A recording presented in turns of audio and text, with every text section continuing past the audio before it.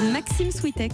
Le vrai faux de l'info sur Europe 1. Bonjour Jean-Philippe Ballas. Bonjour Maxime, bonjour à tous. Ce matin, les attentats et leurs conséquences. Et le constat d'Augustin de Romanet, le patron d'Aéroports de Paris, hier matin sur France Inter.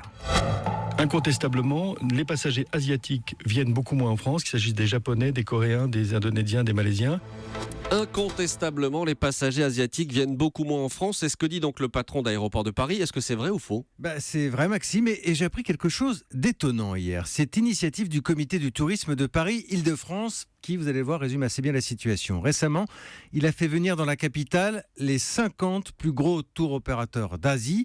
Une rencontre spéciale avec la préfecture de police de Paris, oui, pour expliquer le plan Vigipirate, pour tenter de rassurer et faire revenir les touristes asiatiques. Mais on a des chiffres sur cette baisse ? Alors au mois de janvier, elle a été de 30% rien que pour les Japonais. L'autre repère, c'est la compagnie aérienne Japan Airlines, qui a vu son trafic passager chuter de 60% à destination de Paris et qui a dû suspendre du coup plusieurs de ses vols à l'époque.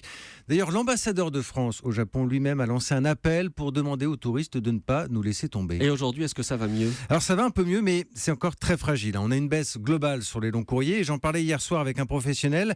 Il me dit que finalement, plus on est éloigné, bien plus l'image est imprécise, grossie, déformée. Et du coup, bien les pays d'Asie voient la situation en Europe avec beaucoup d'inquiétude. Les attentats de Bruxelles ont ravivé les peurs. Et c'est un peu comme si on repartait de zéro finalement à chaque fois. Ce professionnel me dit qu'il faudra 1 an au moins et sans nouvelle tragédie pour retrouver une situation à peu près normale. Le vrai faux de l'info. Merci Jean-Philippe Ballas.